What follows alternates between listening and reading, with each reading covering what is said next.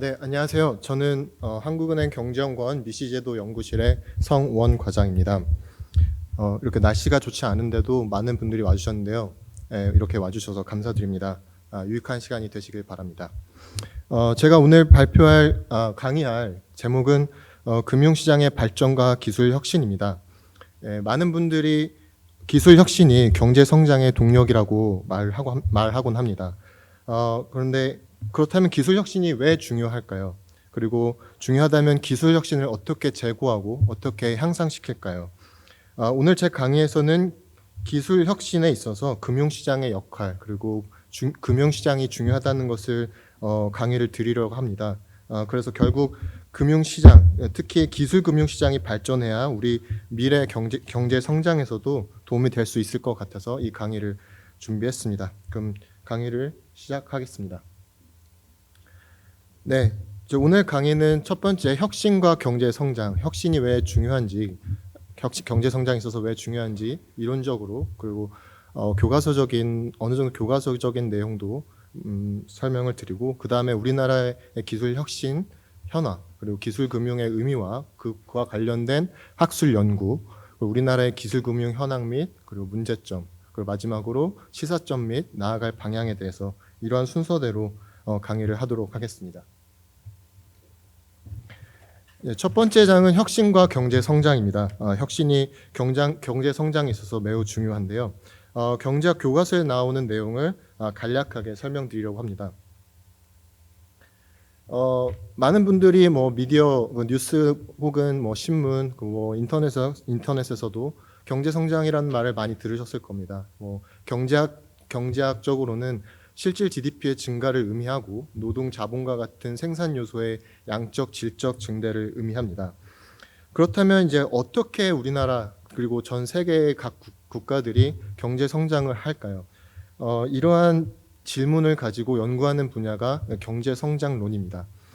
경제 성장론의 주요 질문 중에 하나는 왜 어떤 나라는 잘 살고 어떤 나라는 못 사는 것일까요? 우리나라 같은 경우에는 과거 전쟁 이후에 60년대, 70년대 이 과거 약 5, 60년 전에는 상당히 못 사는 최빈국 중에 하나였습니다. 그런데 지금은 세계 10대 최강국이 되고 있습니다. 그래서 이러한 우리나라의 경제 성장을 봤을 때 우리나라는 어떻게 경제 성장을 했을까? 그래서 어떠한 요인이 경제 성장에 중요한가? 그리고 여태까지 경제 성장을 잘 해왔지만 지속적으로 경제 성장을 위한 동력은 무엇일까? 이런 질문에 대해서 본 강의에서는 기술 혁신의 중요성을 강조하려고 합니다. 경제 성장론에서 가장 유명한 그리고 가장 교과서에서 쉽게 볼 수 있는 학자가 솔로우입니다. 이 로버트 솔로우는 1987년 노벨 경제학상을 수상하였고 거시경제학 수업을 듣다 보면 가장 쉽게 만날 수 있는 분 중에 한 분입니다. 저는 제 생각으로는 과거 우리나라 60년대부터 80년대 이르기까지 경제 성장을 설명을 할 때 이 솔로우 성장 모형이 잘 설명을 하고 있다고 생각을 하고 있습니다. 솔로우 성장 모형을 간략하게 설명을 드리면 한마디로 경제 성장을 달성을 하기 위해서는 자본 축적이 필요하다는 것입니다. 간단한 생산함수를 가지고 왔습니다. 이 솔로우 성장 모형에서 콥 더글라스 생산함수를 가지고 설명을 하는데 간략하게 설명을 드리면 이 Y가 의미하는 것은 한 국가의 생산량, GDP를 의미합니다. 이 생산량은 K와 L의 함수로 설명이 되는데 여기서 K와 L은 각각 자본과 노동을 의미합니다. 그래서 이 함수를 콥 더글라스라는 함수, 즉 A 곱하기 K의 0.5제곱, L 곱하기 L의 0.5제곱을 의미하는 이 함수로 설명을 할 수 있는데 이 0.5란 숫자는 사실 제가 예를 든 겁니다만 이런 콥 더글라스 함수로 경제 성장을 설명을 할 수 있습니다. 즉 자본에 해당하는 K가 증가할수록 K의 0.5제곱만큼 경제 성장을 한다는 것이고 L도 마찬가지입니다. 다만 여기서 이 노동력이 쉽게 변화한다는 것은 인구 자체가 변화를 해야 되는데 가장 최근에는 물론 저출산 그리고 고령화 문제 때문에 인구 문제가 부각되고는 있지만 과거에는 그 노동력, 특히 인구가 쉽게 변한다고 생각을 하지 않았고 이 경제 성장에 있어서 가장 중요한 것이 자본이라고 생각을 했습니다. 그래서 우리나라 같은 경우에 지난 60년대부터 80년대 우리나라 경제 성장을 생각을 했을 때는 60년대 정부 주도의 경제개발 5개년 계획으로 수출 주도형 경제 발전을 해왔습니다. 그래서 이 자본 중심적인 산업을 성장시키는 데 주력을 했습니다. 예를 들어 공장을 세운다든가 도로를 깔고 조선 산업 등 성장을 위한 기초 인프라와 자본을 늘리려고 했고 꽤 성공적으로 우리나라는 경제 성장을 해왔습니다. 그래서 1970년대부터 중화학공업, 건설기업 등을 중심으로 꾸준히 성장해왔고 현재 글로벌 대기업이 된 삼성, 현대, LG, SK 등이 이때부터 성장하기 시작을 했습니다. 이 앞서 그 생산 함수를 직접 숫자를 넣어서 제가 그림을 그려봤습니다. 첫 번째 위에 있는 그래프는 세로축은 국내 총생산을 의미하고 가로축은 자본의 양을 의미합니다. 그래서 자본의 양의 증가함에 따라 점점 국내 총생산은 증가를 하게 되는데 대신 그 자본이 생산함에 따라서 그 총생산은 증가는 하지만 증가의 속도는 감소하는 것을 볼 수 있습니다. 그것을 이제 경제 성장 속도라고 볼 수 있는데 빨간색으로 그려진 접선의 기울기가 이 성장 속도, 성장률을 의미할 수 있을 것입니다. 빨간 선이 각각 기울기가 다른데 그 빨간 선의 기울기가 다른 것의 의미는 예를 들어 자본을 공장으로 예를 들겠습니다. 공장이 하나도 없는 나라에서 한 개의 공장을 짓게 된다면 일으키는 국내 총 생산이 그리고 그 생산성이 굉장히 클 것입니다. 다만 그 공장들이 10개가 되고 100개가 될 때 그 10개에서 11개가 될 때 그 한 개의 공장이 경제 성장을 일으키는 정도는 첫 번째 공장이 아예 없었던 상태하고는 다를 것입니다. 그래서 솔로우가 말하는 것은 자본의 증가를 함에 따라서 경제가 성장을 하긴 하지만 그 경제가 성장하는 속도는 감소하게 된다. 즉 자본의 한계 생산 체감이라는 설명을 합니다. 우리나라 같은 경우에는 과거 60년대, 70년대 자본이 없고 자본이 부족하고 경제 성장을 충분히 하지 않은 상태에서는 자본 인프라를 개발하고 늘려가면서 경제 성장률이 상당히 높았습니다. 그래서 아래의 그래프를 보시면 1970년대부터 지금 2020년이 넘어서는 순간까지 경제 성장률은 꾸준히 0보다 큰 양의 경제 성장률을 보이고 즉 계속해서 우리나라의 경제는 점점 커져 왔습니다. 다만 그 경제가 성장하는 속도는 시간이 흐름에 따라 감소하는 추세를 보였는데 즉 경제 수준은 줄곧 향상되어 왔으나 그 경제의 성장은 점차 정체되어 왔습니다. 그래서 이 로버트 솔로우는 결국에는 계속해서 지속적인 경제 성장을 하기 위해서는 기술 진보가 필요하다. 그 기술 진보가 필요한 이유는 앞서 생산 함수를 보셨을 때 이 A를 증가를 시키면 이 그래프의 기울기가 가팔라지게 되는데 이 A가 커질수록 이 경제 성장이 더 커질 수 있다. 그리고 자본 축적만으로는 경제 성장을 꾸준히 할 수 없다라는 것이 솔로우의 주장이었습니다. 다만 여기서 이 솔로우의 경제 성장 이론이 가지고 있는 한계가 있다면 이 기술 수준을 나타내는 A라는 것이 그 국가 내에서 스스로 노력을 통해서 발전을 시키거나 증가시킬 수 있는 부분이 아니라 외부에서 그 국가가 가지고 있는 조건 하에서 정해져 있다라고 생각을 했습니다. 즉 솔로우 성장 모형에 있어서 기술 진보는 외생적이라는 가정을 했습니다. 그래서 기술 진보라는 것은 경제 주체가 선택하는 것이 아니라 경제 바깥에서 결정되는 것이라고 생각을 했습니다. 예를 들면 그 지리적 조건이나 그리고 뭐 전쟁이나 금융 위기 등 그 국가 바깥에서 발생하는 여러 가지 사건 또는 환경에 의해서 기술 진보 수준이 정해져 있다고 생각을 했습니다. 하지만 생각해 보면 실제로 기술 진보는 우리의 내생적인 노력의 결과로 이루어질 가능성이 높고 실제로 그렇습니다. 내생적인 노력이라는 말은 결국에 스스로 노력을 하고 스스로 만들어낼 수 있다는 것입니다. 실제로 우리나라를 포함한 여러 국가들이 기술 진보를 위해서 과학 발전을 하고 연구 개발 투자를 합니다. 그래서 과학의 발전을 위해서 정부는 대학이나 연구기관에 기초과학의 연구 겹적을 쌓도록 보조금을 지급하고 또한 여러 기업들도 꾸준하게 스스로 R&D 투자를 합니다. 또 미국 같은 경우에는 국가과학재단과 같은 정부 기관을 통해서 연구 개발을 관리하곤 합니다. 우리나라 같은 경우에는 말씀드렸다시피 1980년대까지는 자본 중심적인 자본을 축적하면서 성장을 해왔습니다. 그래서 중공업, 뭐 건설업이나 그런 중화학공업을 통해서 성장을 해왔다면 1990년대 이후 그리고 2000년대 넘어가면서는 기술 발전을 스스로 많이 하면서 아시다시피 뭐 삼성전자라든지 현대자동차와 같은 반도체, 자동차 등 첨단 기술의 수출을 주도하는 가운데서 세계 10위권의 경제 강국이 되었습니다. 따라서 우리나라 같은 경우에는 경제 수준이 높지 않은 7, 80년대 자본 중심적인 성장 모형에서 2000년대 넘어오면서 이런 기술 혁신 중심적인 그런 경제 성장 모형으로 잘 전환을 한 바람직한 경제 성장 모습을 보였다고 생각을 할 수 있을 것입니다. 그래서 이러한 내생적인 성장, 내생적인 경제 성장에 대해서 설명한 학자는 2018년 노벨 경제학상을 수상한 폴 로머입니다. 그래서 이제 교과서에서도 이 로머의 내생적 경제 성장 이론이라고 거시경제학 교과서에서 쉽게 볼 수 있습니다. 내생적 경제 성장이란 이제 기술 진보를 외부에서 주어진 것으로 보는 것이 아니라 경제 주체들의 내생적인 선택과 노력에 의해서 경제 성장이 결정된다는 것입니다. 그래서 로머는 이 내생적 경제 성장 이론을 설명을 하면서 지식 자본의 중요성을 강조했습니다. 앞서 솔로우의 생산 함수 모형에서 자본 K가 경제 성장을 주도한다고 했는데 로머 같은 경우에는 K 자본이 공장이나 기계와 같은 실물 자본뿐만이 아니라 인적 자본, 지식이 포함되어야 한다고 주장을 했습니다.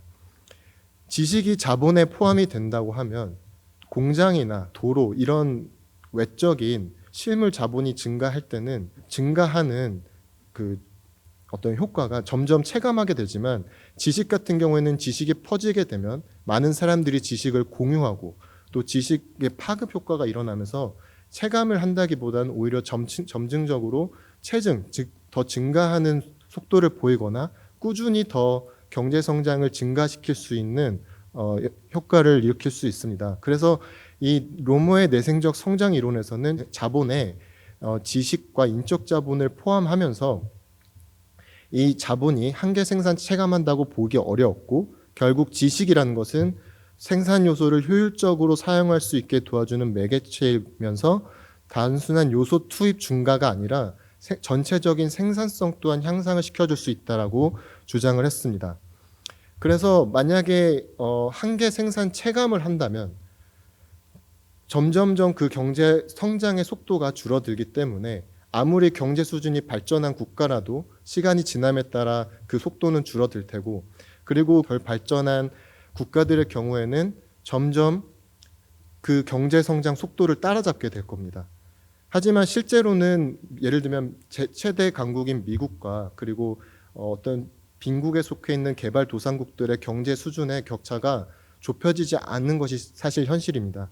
그래서 실제로 국가 간 경제 수준의 차이가 좁혀지지 않고 더욱 벌어지거나 유지가 되는 이유를 이 폴 로머의 그 내생적 성장 이론이 잘 설명을 하고 있습니다. 그러면 이 내생적 성장의 요인이 있을 텐데 내생적으로 성장을 한다는 것은 스스로 기술 개발을 하고 지식 자본을 늘리는 것일 텐데 어떤 요인들이 있을까요?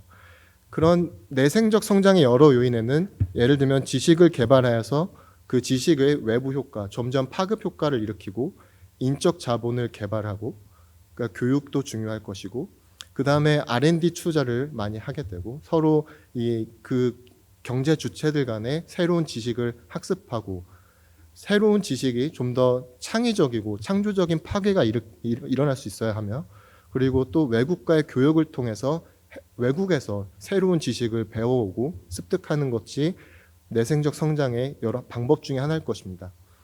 앞서 말씀드렸던 6개의 요인들을 한 개의 단어로 결국에 말을 하자면 혁신일 것입니다.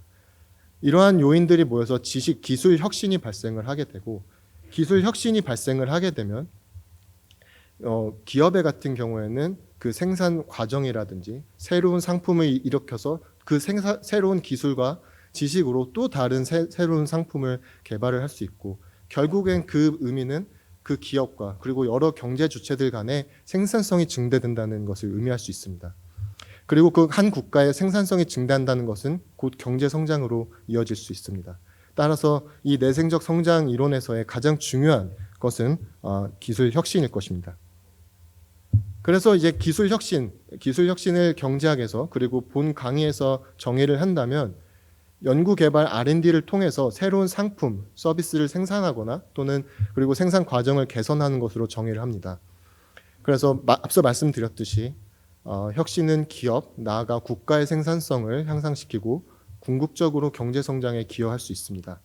기술 혁신에 대해서 가장 강조를 하고 유명한 학자는 조셉 슌페터인데 앞서 말씀드렸던 로버트 솔로우의 지도교수 스승이기도 합니다. 슌페터의 경제발전의 이론에서는 혁신이란 그 체계, 경제의 생태계의 균형점을 이동시키는 것이며 그리고 새로운 그 균형점은 그 이전의 패턴만으로는 설명할 수 없는 새로운 도달점이라고 설명을 합니다. 그래서 혁신을 통해서 경제 균형점을 이동시키는 이른바 창조적 파괴가 경제를 발전한다고 설명을 했습니다. 그만큼 이 기술 혁신이 경제 성장에 있어서 굉장히 중요하다는 것을 이러한 학자들이 강조를 해왔습니다. 그렇다면 이제 앞서 말씀드렸듯이 우리나라는 1990년에 넘어서고 2000년에 들어가면서 기술 혁신을 정말 열심히 해왔는데 우리나라가 얼만큼 기술 혁신을 해왔고 그 성과가 어땠는지 한번 현황에 대해서 살펴보도록 하겠습니다. 많은 분들이 잘 모르실 수도 있지만 우리나라는 전 세계적으로 혁신 강대국입니다. 혁신 선도국이고 많은 혁신 그리고 R&D 분야에서 상위에 순위를 보이고 있습니다. 먼저 혁신 선도국으로서 우리나라를 살펴보면 먼저 혁신 투입 부분을 살펴보겠습니다. 혁신 투입이라 하면은 이 투입에 있어서 그것이 이제 금액 돈이 될 수도 있고 그리고 인적 자원 여러 자원이 될 수 있는데 먼저 R&D 투자액을 봤을 때 우리나라 GDP 대비 R&D 투자액이 2001년에는 이제 회색 막대 그래프를 보시게 되면 우리나라 GDP 대비 R&D 투자액이 약 2.11이나 2.2% 정도 2001년에 되었다가 2021년에는 약 5% 가까이 증가를 했습니다. 녹색 선과 그리고 갈색 선이 각각 상위 15개국의 평균과 OECD 국가들의 평균인데 성장 속도도 매우 빠르고 가팔랐지만 전체적인 수준도 굉장히 높습니다. 그래서 GDP 대비 R&D 투자액이 2022년 기준 우리나라는 세계 2위이고 이스라엘에 이어서 우리나라가 굉장히 많은 R&D 투자를 하고 있습니다. 또한 우리나라 R&D 연구자 또한 R&D 개발자 또는 과학자도 상당히 많은 편입니다. 전체 취업자 수 대비 R&D 연구자도 회색 막대 그래프를 보면 2001년부터 2021년까지 약 3배 이상, 4배 가까이 증가를 했습니다. 물론 상위 15개국 OECD 평균도 증가를 했지만 그 수준 자체도 높고 그리고 그 증가하는 속도도 훨씬 빨랐습니다. 그래서 지난 20년 동안 우리나라 R&D에 관련해서 그 혁신에 있어서 많은 투입을 했다는 것을 보실 수 있습니다. 그렇다면 이렇게 투입을 하고 나서 어떤 성과를 우리나라가 얻었을까요? 우리나라는 상당히 그 혁신 산출 부문에서도 상당히 잘 해왔습니다. 가장 먼저 살펴볼 것이 특허에 관한 통계입니다. 특허가 중요한 것은 특허라고 하는 것은 발명가가 새로운 발견 그리고 발명, 개발을 하고 나서 그 기술을 더 널리 공개를 함으로써 대중에게 알리지만 그 기술을 보호하기 위해서 그 배타적인 권리를 주장하고 권리를 갖는 것을 특허라고 합니다. 결국 그래서 만약에 특허가 없다면 시장에 새로운 발명을 내놓기가 쉽지 않을 것입니다. 그 기술이 이 시장에 나오는 순간 라이벌 기업들이 경쟁 기업들이 그 기술을 다 가져갈 수 있기 때문입니다. 그래서 이 특허를 등록하고 특허를 출원한다는 것은 새로운 상품을 많이 만들었고 새로운 기술을 만들어서 판매를 하고 있다. 그리고 판매를 하려는 목적을 가지고 있다는 것을 의미하기 때문에 이 특허는 이 혁신 산출 부문에 있어서 굉장히 중요한 지표입니다.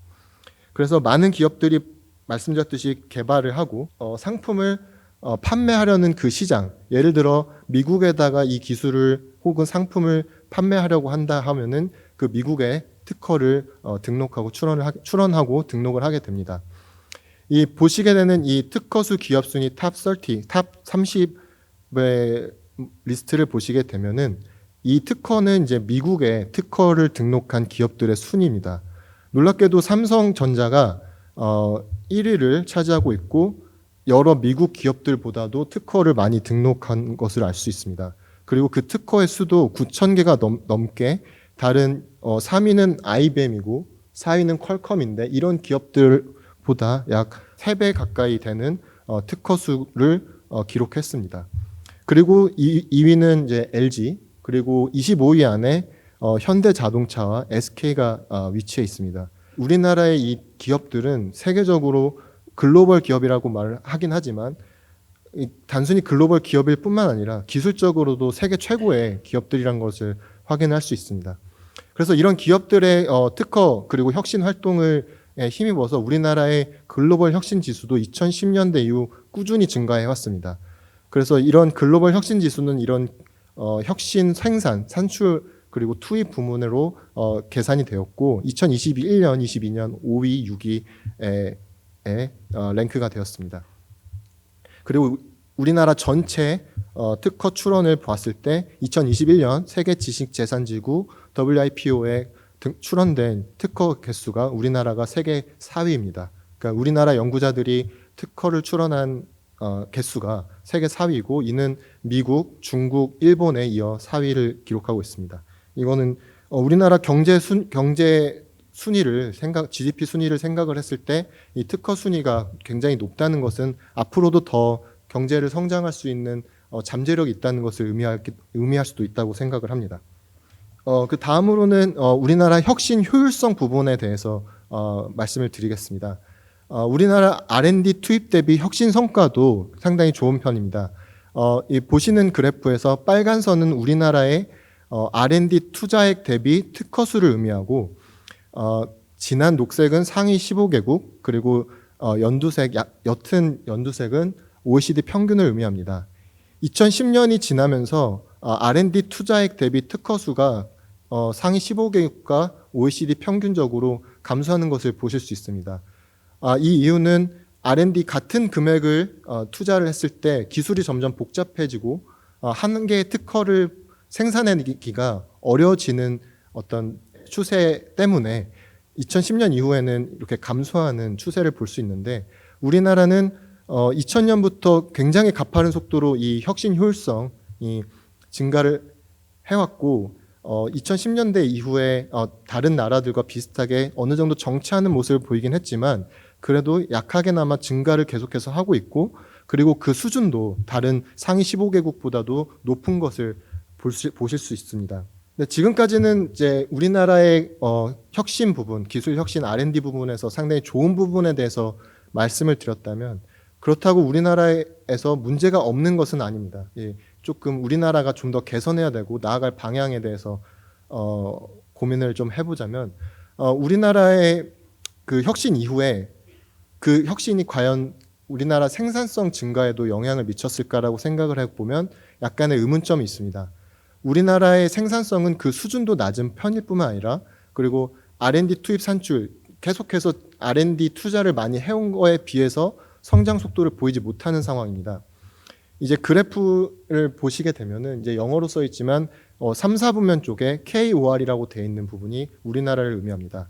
가로축은 이제 노동 생산성, 전체 우리나라 경제 생산을 우리나라 노동자들이 노동하는 시간, 전체 시간을 나눈 것을 노동 생산성으로 계산을 하였는데 전체 노동 생산성에서도 OECD 평균이나 그리고 상위 15개국, WIPO 15라고 써 있는 상위 15개국보다도 낮은 편이고 그리고 총 요소 생산성, 앞서 보셨던 생산함수에서 자본과 노동이 경제 성장에 미치는 영향 이외에 무형의 기술이라든지 무형 자산, 보이지 않는 여러 생산성에 미칠 수 있는 영향을 총 요소 생산성이라고 하는데 총 요소 생산성 부분에서도 우리나라가 높지 않다는 것을 볼 수 있습니다. 여기 KOR이라고 써 있는 부분에서 2011년에서 2019년으로 총 요소 생산성은 더 하락한 것을 보실 수 있습니다. 반대로 저 CHE라고 써 있는 것은 스위스를 의미하고 USA는 미국, DEU는 독일을 가리키는데 이러한 우리가 쉽게 말하는 이런 선진국들은 이 선진국들은 이 노동 생산성도 높을 뿐만 아니라 총 요소 생산성도 높습니다. 그럼 우리나라의 생산성이 왜 이렇게 낮을까에 대해서 제가 생각하고 그리고 많은 연구들이 밝히는 것은 우리나라의 특징 중에 아주 주요한 특징 중에 하나는 대기업이 편중된 혁신 생태계입니다. 앞서 보여드렸듯이 세계 25개 탑 30 기업들 리스트 중에 안에 우리나라의 기업들이 4개의 기업이 있었습니다. 즉 대기업들은 굉장히 생산성이 높고 혁신 활동을 잘하고 있지만 대기업이 너무 평준된 혁신 생태계가 문제가 아닐까라는 많은 학계 그리고 많은 이 전문가들이 얘기를 하고 있습니다. 우리나라 이 통계를 보면 상위 20대 기업이 혁신 자원의 약 절반을 점유를 하고 있습니다. 보시는 그래프는 이제 국내 산업 내 대기업의 R&D 투입 비중인데 지난 남색이 이제 5대 기업의 R&D 투입 비중이고 그 다음으로 10대 기업, 그 다음에 회색에 가까운 저 막대가 20대 기업의 R&D 투입 비중을 보여줍니다. R&D 투자액만 봤을 때는 20대 기업이 50%가 넘는 우리나라의 50%에 넘는 R&D 투입을 하고 있다는 것입니다. 그리고 20대 말고 수많은 우리나라 기업들이 나머지 48%, 47%의 R&D 투입을 하고 있다는 것입니다. 그리고 연구자 수도 상위 20대 기업이 24%에 가까운 연구자 수를 가지고 있고 특히 고급 인력이라고 평가되는 박사학위 연구 인력 같은 경우에는 상위 20대 기업이 40%의 연구 인력을 가지고 있습니다.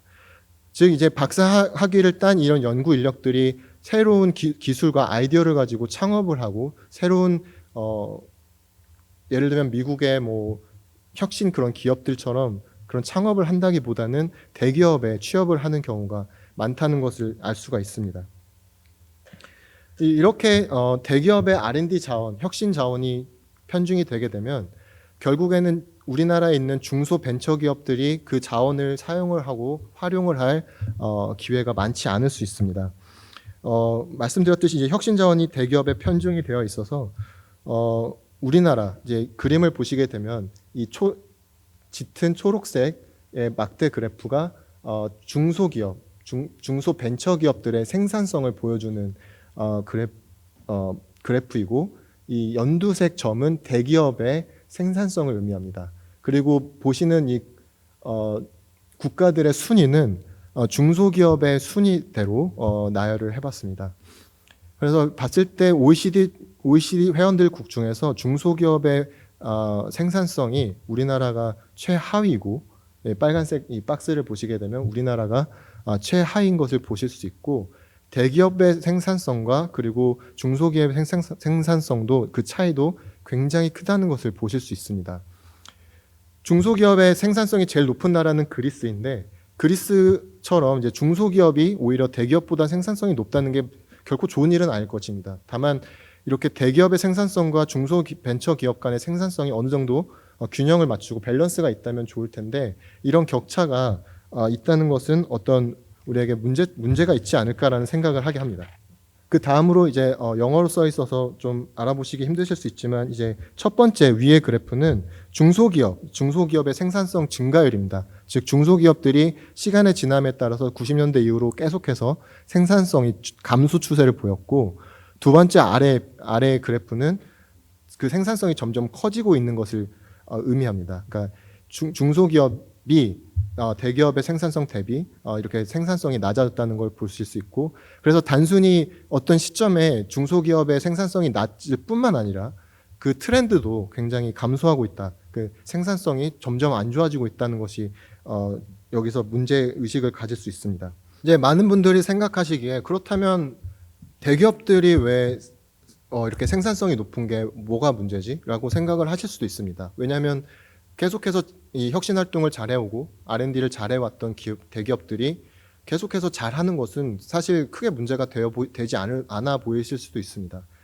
그러나 이제 어느 정도 이 대기업의 자원이 편중이 돼 있다는 것은 결국에는 그 대기업이 예를 들면 경영 상태가 악화가 된다던가 그 외부적인 뭔가 나쁜 샥이 와서 충격이 왔을 때 그 대기업이 흔들리게 되면 그 국가 전체의 혁신 그리고 생산성이 흔들릴 수 있다는 것을 의미할 수 있습니다. 특히 그 대기업 같은 경우에는 시장에 이미 자리를 잡은 대기업이 잡고 있고 시장 점유율을 공고하게 유지하고 있기 때문에 인센티브 그 동기상 그 파괴적 혁신보다는 점진적 혁신 그리고 어떤 응용 연구, 실용적인 연구 위주로 연구를 하게 될 가능성이 있습니다. 그래서 그 혁신의 파급력 그리고 생산성으로의 파급력이 제한적일 가능성이 좀 있습니다. 그리고 이제 대기업 같은 경우에는 그 규모가 워낙 크다 보니 어떤 새로운 뭔가 기술이나 새로운 상품을 개발을 하려면은 기존에 가지고 있던 설비들을 모두 새롭게 만들고 아주 그 비용이 상당히 많이 들기 때문에 그런 부분에 있어서도 어느 정도 제한적일 수 있습니다. 이러한 예로 많은 흔히 드는 예가 이제 코닥의 예를 듭니다. 이제 코닥은 이제 아시다시피 뭐 필름 카메라 그리고 필름을 인화하는 기술 이런 쪽을 갖고 있어서 사실 디지털 카메라가 나오면서 이 필름 카메라가 많이 그 입지가 줄어들었고 사실 그러면서 이 코닥의 회사가 점점 그 시장 지배력이 약화가 된 것이 사실입니다. 근데 사실 재밌는 부분은 디지털 카메라의 원천 기술을 처음에 가지고 있었던 것이 코닥입니다. 그러나 이 코닥은 이 기술을 가지고 있었음에도 특허를 낸다거나 세상에 처음에 내지 않았던 이유는 당연히 디지털 카메라가 나오게 되면 자신들이 가지고 있는 필름 카메라, 그 필름 인화에 대한 그런 기술들이 소용이 없게 돼버리기 때문에 대기업들은 이런 인센티브상 이런 파괴적 혁신에 대해서 조절을 할 요인이 생기게 됩니다. 그래서 우리는 그렇다면 파괴적 혁신이라는 걸 어떻게 판단을 할 수 있을까? 이제 많은 연구들은 특허의 인용수를 관찰을 합니다. 인용이라는 것은 특허를 하나를 내게 되면 그 특허는 세상에서 없던 지식이 갑자기 나오는 것이 아니라 과거에 쌓여왔던 기술을 응용하고 인용을 해서 특허를 새롭게 출원을 하게 되는데 그래서 특허 인용수라는 것은 많은 연구 또 전문가들은 특허의 퀄리티를 의미를 하기도 합니다. 그래서 인용수를 특허 출원수로 나눈 것을 어느 정도 파괴적 혁신이라고 볼 수 있습니다. 양 대비 퀄리티가 높은 연구들을 하고 있다. 그래서 이 첫 번째 왼쪽의 그래프를 보시면 굵은 검은색 선을 보시면 점차 2010년대 이후로 증가를 하는 것을 보실 수 있는데 이 검은색 선은 다른 선은 이제 우리나라 혁신 부분에 있어서 상위 5대 기업인데 이 5대 기업을 제외한 나머지 기업들의 특허 출원수 대비 인용수를 나타낸 것입니다. 파란색을 의미하는 삼성전자 외에는 다른 기업들은 그 특허 출원수 대비 인용수가 점차 감소하는 것을 보실 수 있고 평균적으로 검은 선보다 조금 낮은 것을 보실 수 있습니다. 즉 제가 말씀드렸던 것처럼 파괴적 혁신보다는 좀 점진적 혁신 위주로 대기업들이 혁신 활동을 하고 있다는 것을 보실 수 있고 그리고 이제 오른쪽 그래프를 보시면 국제적으로 각 국가가 가지고 있는 특허 출원수 대비 인용수를 판단을 했을 때 대기업의 비중이 높은 우리나라 같은 경우에는 특허 출원수 대비 인용수가 점차 2000년대 초반까지 조금 증가를 했지만 점차 감소하는 추세를 보실 수 있습니다. 이는 이제 미국이나 다른 아시아 국가, 유럽 국가들이 점점 증가하는 추세를 보이는 것과 그리고 우리나라보다 더 그 수치가 높은 것과 대비가 되는 것입니다. 그래서 우리나라는 이런 대기업 편중된 이런 산업 구조 그리고 혁신 생태계 구조를 가지고 있다는 것이 하나의 생산성이 낮은 이유로 연결되는 이유가 될 것입니다. 그렇다고 그 대기업 편중된 것이 또 그것만이 문제가 아니라 또 우리나라 신생기업이 결국에는 들어와서 사업을 할 수 있는 우리 신생기업들은 또 어떻게 사업을 하고 있고 생산성을 높이려는 노력을 하고 있는지 이런 부분도 살펴봐야 될 것입니다. 해외 같은 경우에는 스타트업, 그 IT 기업들이 그 실리콘밸리에 있는 많은 IT 테크 기업들이 혁신을 이끌지만 사실 우리나라는 신생기업들이 창업을 통해서 혁신을 일으키기가 쉽지 않은 상황입니다. 우리나라 주로 신생기업 창업자들은 사업 기회, 그 좋은 아이디어가 있어서 이거를 내가 사업을 해서 정말 크게 성장해 보겠다라는 그런 동기보다는 정말 어쩔 수 없이 다른 선택이 없어서 생계 필요에 의해서 창업되는 경향이 상당히 높습니다. 왼쪽은 이제 창업 기업 실태 조사라는 조사를 통해서 국내 창업자들의 창업 동기를 살펴봤습니다. 많은 창업자들의 창업의 동기 중에 가장 큰 부분은 더 큰 경제적 수입을 얻기 위한 것입니다. 물론 사업을 하기 위해서 사업을 한다는 것은 경제적 수입이 가장 중요하긴 하지만 그 다음으로 많았던 어떤 응답이 다른 선택이 없어서 그리고 취업난이나 불투명한 직장 전망 때문에 창업을 한다는 응답이 상당히 높았습니다. 반면에 이제 장기 전망이 유리하고 그리고 개발 아이디어를 사업화하겠다는 적극적인 의지보다는 이렇게 어찌할 수 없이 그냥 먹고 살기 위해서 생계 필요에 의해서 창업되는 경향이 많아서 이런 동기를 가지고 창업을 했을 때 파괴적 혁신이 일어날까라는 의문을 갖게 합니다. 이는 이제 우리나라가 이제 다른 나라와는 또 어떻게 다를까라고 판단을 했을 때 모티베이셔널 인덱스 동기 지수가 있는데 이 동기 지수는 이제 높다는 것은 생계 필요보다 기회를 통한 창업 동기가 크다면 혁신 기회를 통한 위한 창업 동기가 크다면 점수가 높은데 맨 왼쪽에 스위스, 네덜란드, 미국, 스웨덴 그 영국에 비해서 우리나라가 상당히 낮다는 것을 보실 수 있습니다. 그렇다면 왜 이렇게 창업가 그리고 창업자, 혁신가가 탄생하기가 어려울까요? 우리나라는 상대적으로 다른 국가들과 비교했을 때 이 혁신가가 탄생하기 어려운 환경입니다. 왼쪽에 있는 그래프는 이제 글로벌 엔터프레너십 인덱스라고 글로벌 기업가 지수라고 할 수 있습니다. 한국은 전체 OECD보다 낮은 19위에 위치를 하고 있고 그럼 이 인덱스가 어떻게 계산을 되었을까라고 했을 때 다양한 지표들을 살펴봤습니다.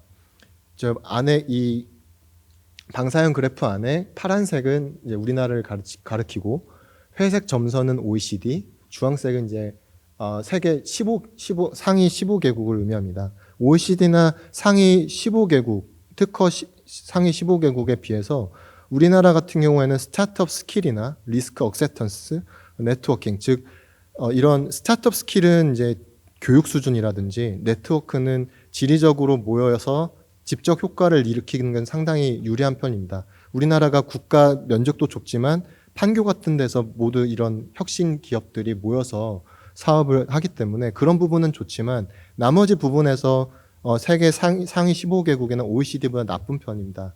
뭐 예를 들어 위험을 뭔가 리스크를 테이킹할 수 있는 자본이라든지 혁신을 위한 기회라든지 창업 문화 또 시장의 경제 상황 등이 혁신 창업에 우호적이지 않은 환경입니다.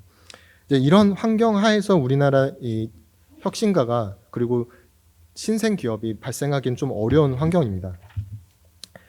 그리고 가장 이 혁신과 창업에서 그렇다면 가장 큰 장벽이 무엇일지 한국 제조업들에게 혁신의 장벽을 조사를 해봤습니다.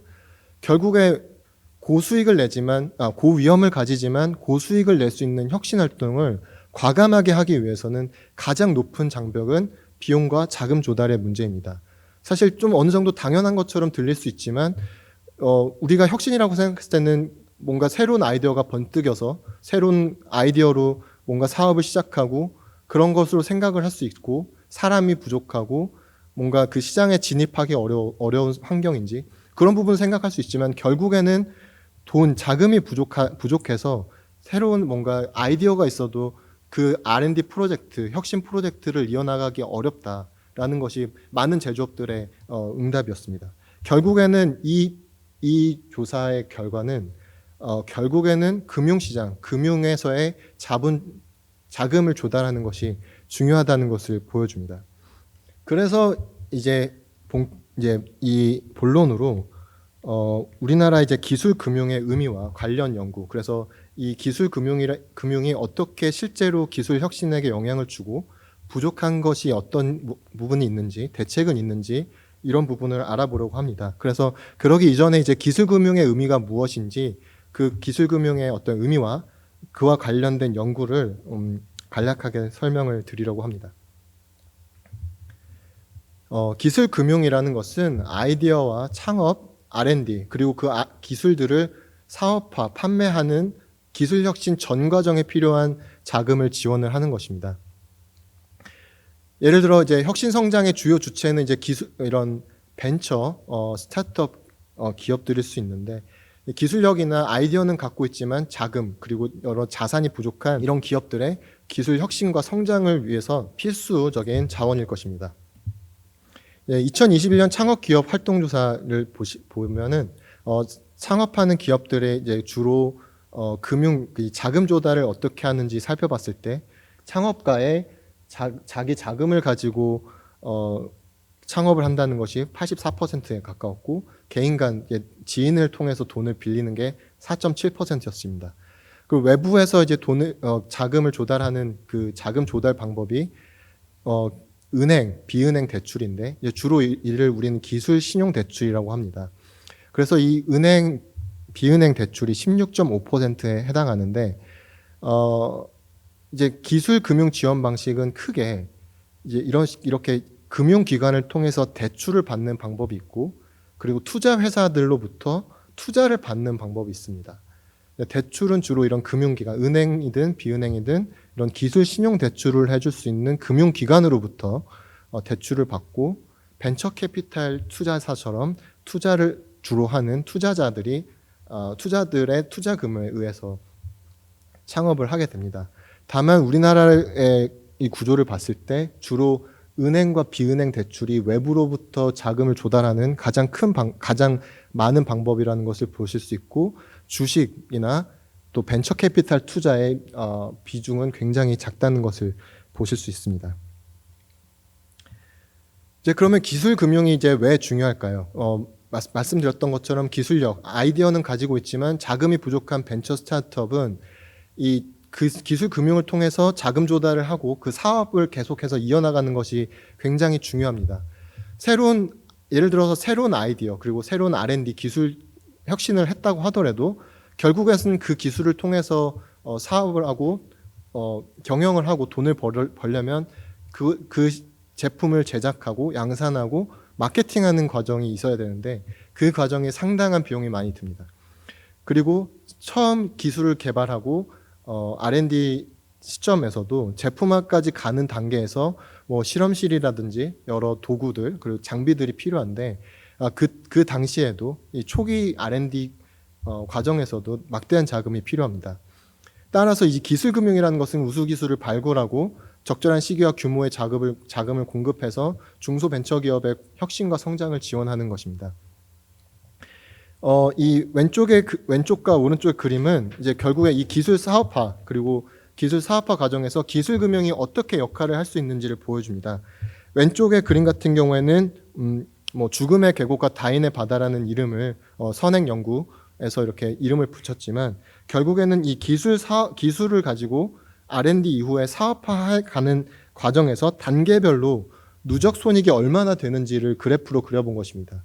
처음 연구 아이디어를 떠올려서 연구 프로젝트를 시작한 뒤에 그 연구를 개발해내는 데, 예를 들면 실험실이라든지 어떤 인력 자원, 연구자들의 뭐 임금이라든지 그런 부분에 있어서 비용이 점점 들기 시작할 것입니다. 이때 당시에는 그 기술을 개발하고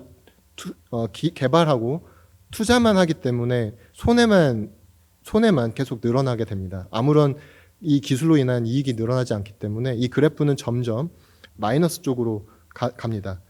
그래서 운 좋게 이제 그 기술을 개발을 해서 제품을 출시를 하였다고 하더라도 그 제품을 대량으로 양산을 해내야 되는데, 이 과정에서 많은 신생기업, 벤처기업들이 포기를 하게 됩니다. 이 시점이 이제 이 그램에서는 죽음의 계곡이라고 하는데, 이 제품을 출시하고 판매를 하는 과정에서 마케팅이라든지 생산을 해내고 이 생산 라인을 새로 개척해 나가는 데서 상당한 비용이 들기 때문에 이 과정에서 이 기술 금융의 역할이 상당히 중요합니다.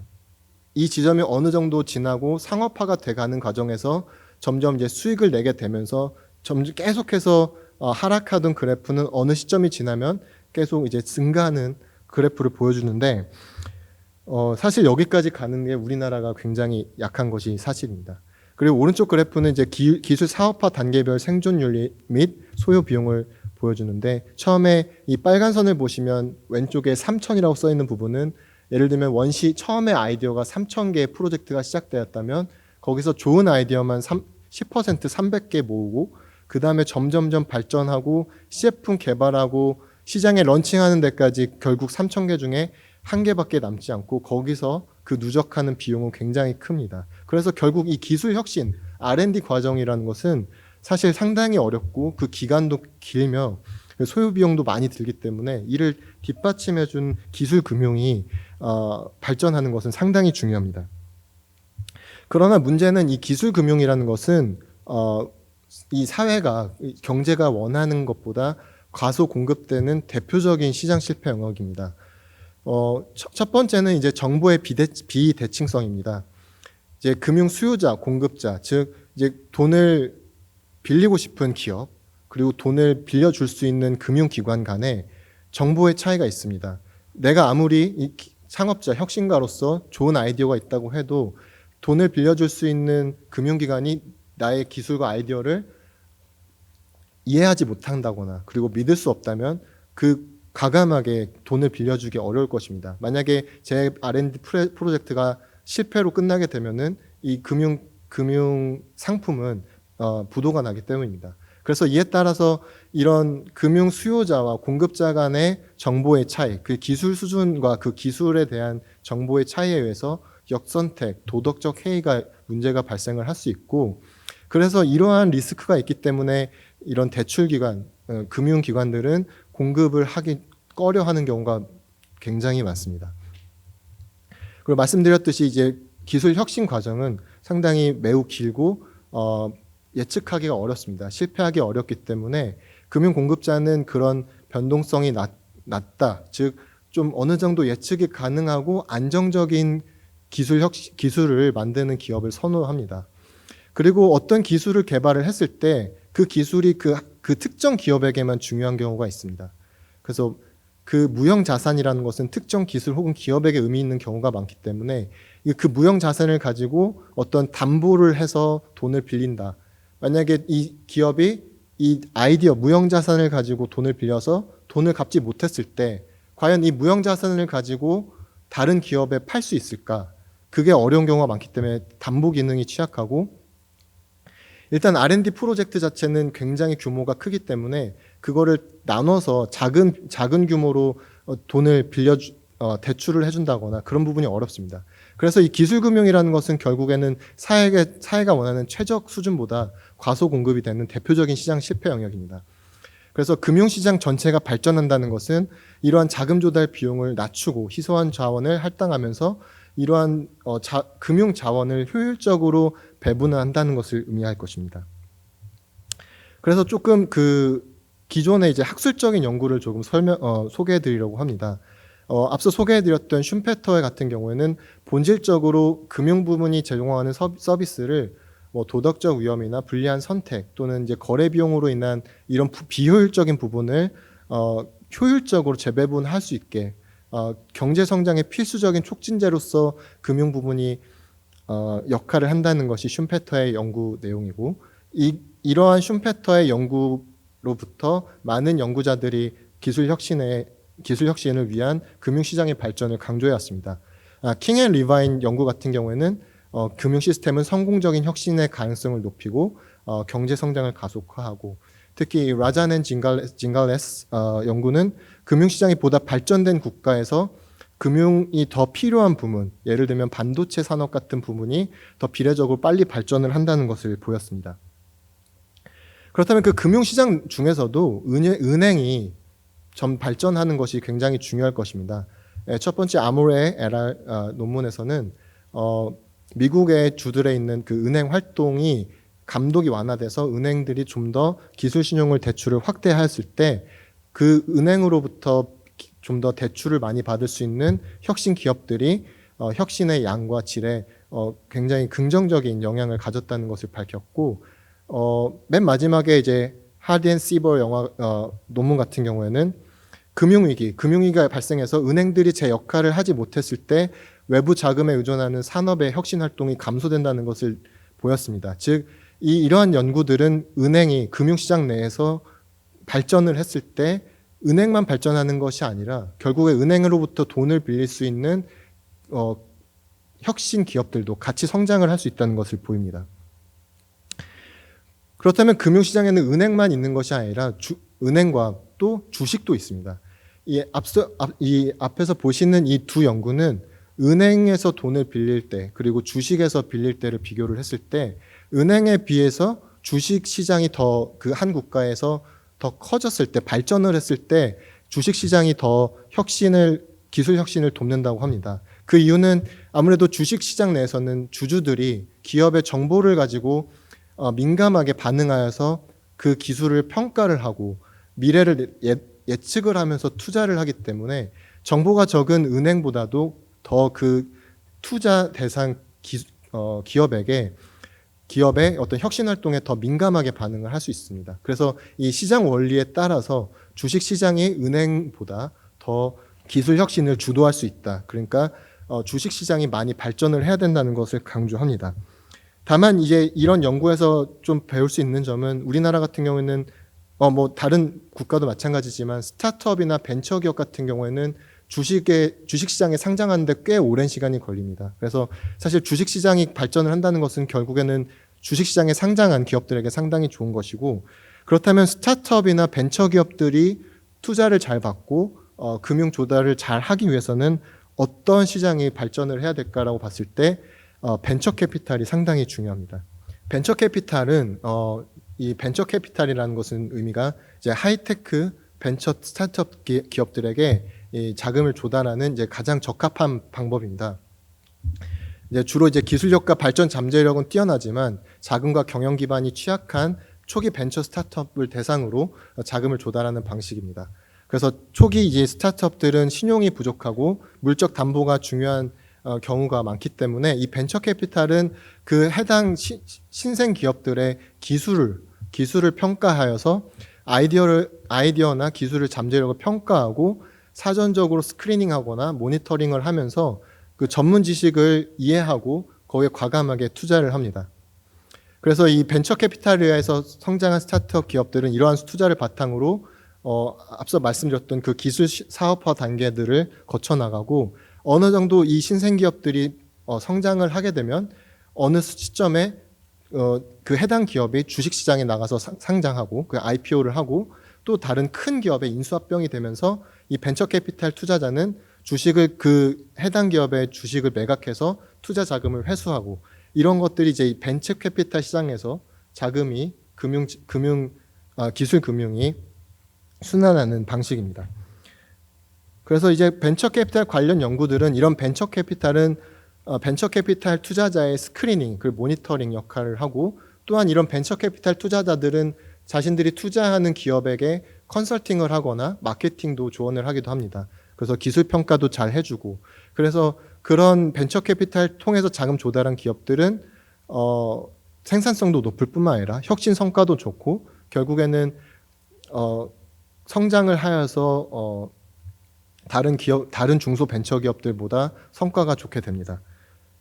이 연구는 이제 제가 BOK 경제연구로 연구한 내용인데 결국에 은행 위기가 발생을 했을 때 그러면은 이 벤처 캐피탈은 어떻게 역할을 할 수 있을까? 은행 위기가 발생했다는 것은 은행 위기 동안은 은행들이 다른 기업들에게 대출을 해준다거나 이런 신용 경색의 상황이 발생을 하게 되는데 은행 위기가 발생을 했을 때 그러면은 은행으로부터 기술 금융을 받지 못하는 기업들은 어디로 갈까 했을 때 벤처 캐피탈 투자자들이 그 대안적인 역할을 한다는 것이 제 논문 중에 하나입니다. 결국 이 일련의 이 연구들은 결국에 이 중소기업, 벤처 기업들이 혁신 활동을 잘하기 위해서는 벤처 캐피탈의 역할이 상당히 중요하다는 것을 보여줍니다.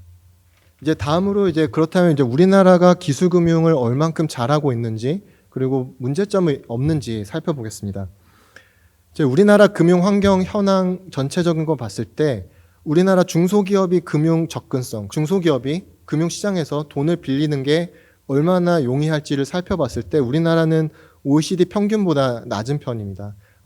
우리나라 전체적으로 혁신 수준을 봤을 때 OECD 국가들 중에서 중간에 위치하게 됩니다. 그리고 이 그래프를 첫 번째 그래프를 보시면 GDP 대비 벤처 캐피탈 투자액을 보실 수 있는데 사실 GDP 대비 벤처 캐피탈의 양은 사실 우리나라가 높은 편입니다. 우리나라 전체 OECD 국가들 중에 5위입니다. 그래서 이스라엘, 미국, 핀란드, 캐나다 다음으로 우리나라가 GDP 대비 벤처 캐피탈의 양은 그러니까 벤처 캐피탈 투자액은 많은 편이지만 앞선 그래프에서 잠깐 보셨지만 창업을 할 때 벤처 캐피탈의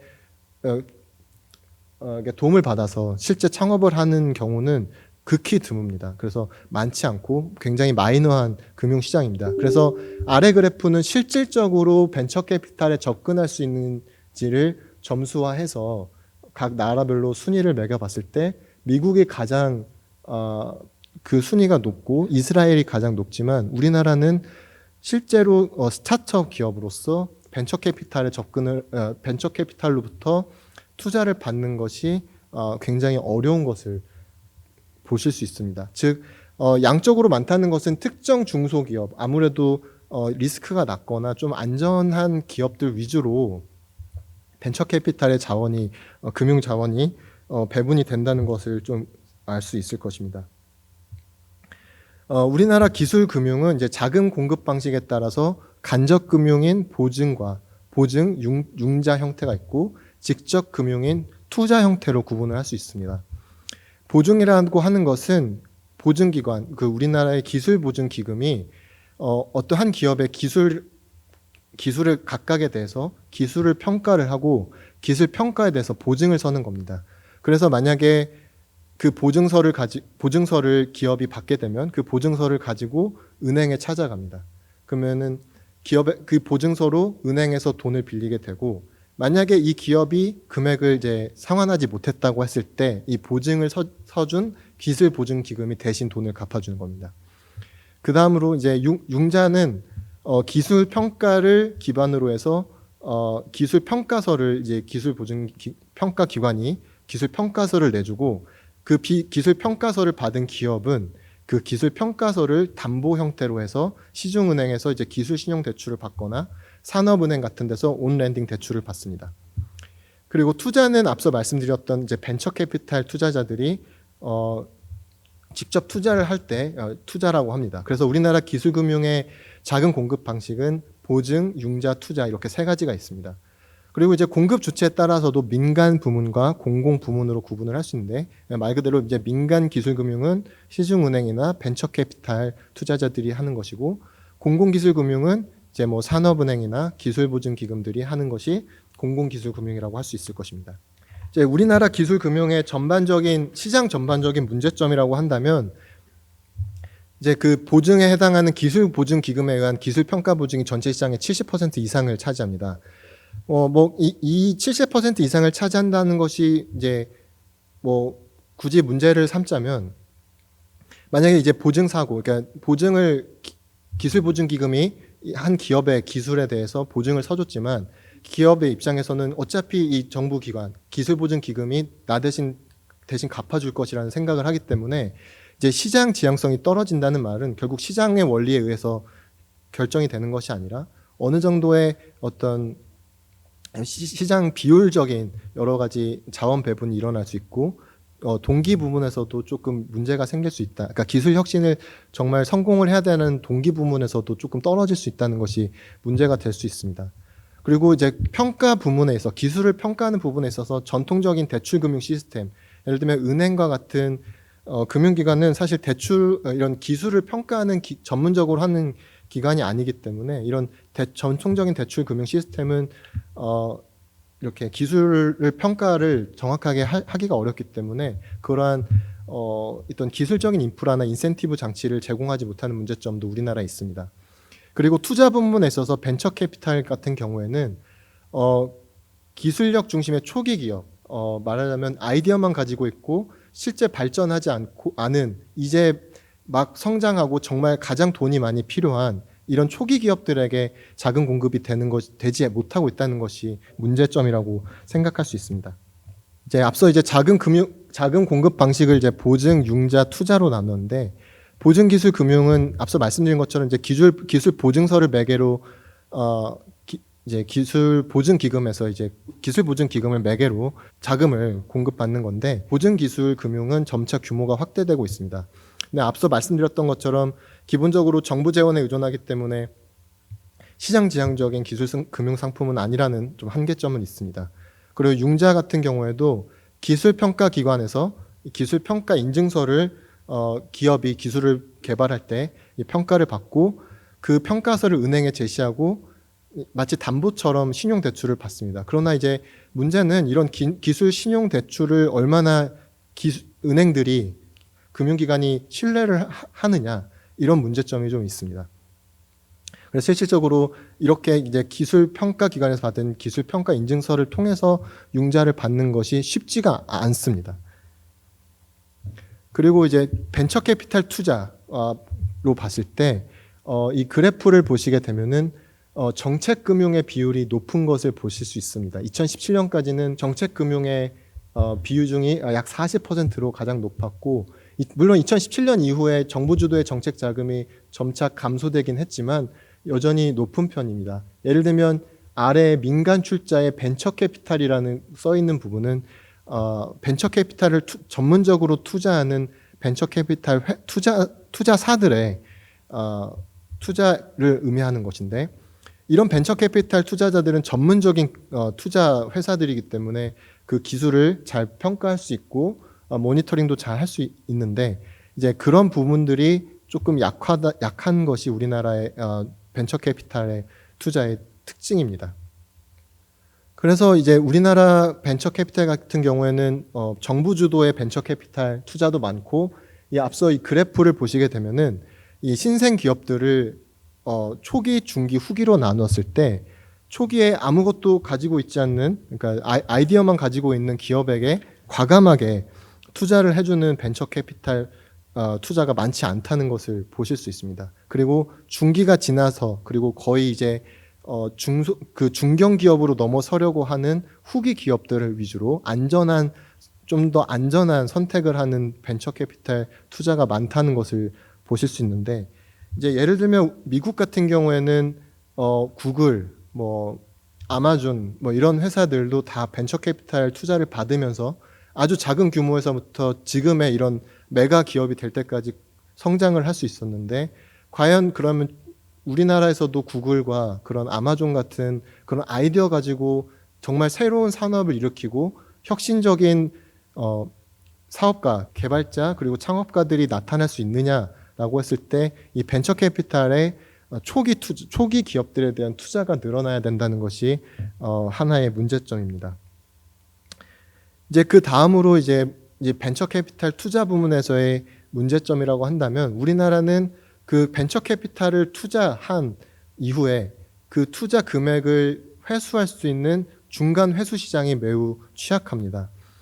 결국에는 신생기업에게 투자를 해주고 그 신생기업이 점차 성장을 한 다음에 주식시장에서 상장되는 IPO가 되거나 아니면 다른 대기업의 인수가 되는 M&A가 된다면, 벤처 캐피탈 투자자는 처음에 투자했던 금액을 주식을 매각을 함으로써 다시 회수하고 더 높은, 더 많은 투자 수익을 얻을 수 있는데, 우리나라 같은 경우에는 보시다시피 이 회색 부분, 이제 직접 장외 매각을 그냥 기업을 팔아버린다거나 그냥 단순 상환을 통해서 그 투자 금액을 회수하는 경우가 많기 때문에 미국이나 영국과 같이 IPO나 M&A 시장이 큰, 그래서 벤처 캐피탈 투자자에게 많은 투자 수익을 줄 수 있는 이 시장 구조와는 좀 차이가 있습니다. 결국 이렇게 투자 금액을 회수하는데 투자 수익을 크게 올리지 못한다는 것은 결국 벤처 캐피탈 투자자들의 투자 유인을 줄인다는 것입니다. 그래서 앞서 보인 것처럼 이런 초기에 신생기업들에게 투자를 하는 것이 불안할 수 있고 리스크가 너무 크기 때문에 결국엔 이 후기에 안정적인 투자만 하는 것으로 이어질 수 있기 때문에 선후 관계를 따지자면 먼저 중간 회수 시장, 이런 IPO나 M&A 시장이 더 커지면 자연스럽게 벤처 캐피탈 시장도 커질 수 있습니다. 이제 마지막으로 그렇다면 우리나라의 이제 기술 금융 부분이 어떻게 나아가야 되는지 시사점과 그 대책 나아갈 방향에 대해서 발표를 드리겠습니다. 말씀드렸듯이 이 기술 금융 부문에 있어서 기업과 그 기술을 개발하는 기업과 그리고 금융 자원을 제공하는 금융기관 간의 정보 비대칭성을 해결하기 위한 기술 평가 시스템이 좀 더 발전해야 되는 것은 당연한 얘기입니다. 다만 이제 기술 혁신이라는 것은 결국 어떤 범용화하고 개량화하기 어렵습니다. 각각의 기술들은 각각의 새로운 지식이고 새로운 내용이기 때문에 전체적 표준화된 기술 평가를 구축하는 것은 어렵고, 다만 이런 각각의 기술 평가를 할 수 있는 인적 자원이라든지 기술 평가 모형, 프로세스를 개발하는 것이 중요하고, 그런 메커니즘을 이제 기술 금융에 좀 더 개발하는 것이 중요할 것입니다. 그리고 이제 벤처 투자에 있어서는 앞서 말씀드린 것처럼 공공 부분이 크기 때문에 민간 주도의 벤처 투자를 함으로써 뭔가 좀 더 그 기술들에 대해서 스크리닝을 하고 모니터링을 할 수 있도록 그 창의성 그리고 그 기술이 가지고 있는 파급 효과를 잘 평가하여서 좀 위험도는 높을 수 있지만 더 그 유망하고 포텐셜 있는 그런 벤처 기업들에게 투자할 수 있도록 민간 주도의 벤처 투자자가 많아지도록 규제를 개선을 한다든지, 말씀드린 것처럼 IPO나 M&A 같이 이런 중간 회수 시장이 되는 것과 같이 민간 투자 환경도 활성화되어야 할 것입니다. 그리고 이제 창업 초기 기업을 위한 기술 금융 공급이 확대되어야 합니다. 아무래도 창업 초기 기업들은 담보할 이런 물적 자본도 부족하고 그리고 신용도 부족하기 때문에 사실 굉장히 리스크가 높습니다. 그래서 이 보수적 투자 성향이 비교적 약한 엔젤 투자자나 엑셀러레이터, 즉 엔젤 투자자 같은 경우에는 초기 기업에게 투자하는 투자자들을 의미하고, 엑셀러레이터는 그 초중기에 기업의 기술 혁신을 가속화시켜주는 엑셀러레이터들이 많이 육성이 되어야 할 것입니다. 그리고 말씀드렸듯이 이제 M&A나 IPO 시장, 이런 주식 시장 같은 것이 중간 회수 시장이 같이 활성화되는 것이 이제 이런 벤처 캐피탈이나 이런 신생 기업을 투자하는데 굉장히 중요한 부분일 것입니다. 강의를 위해서 제가 참고한 이 참고 문헌을 이렇게 소개해 드리고요. 네, 이상으로 이렇게 발표를 마치겠습니다. 경청해 주셔서 감사합니다.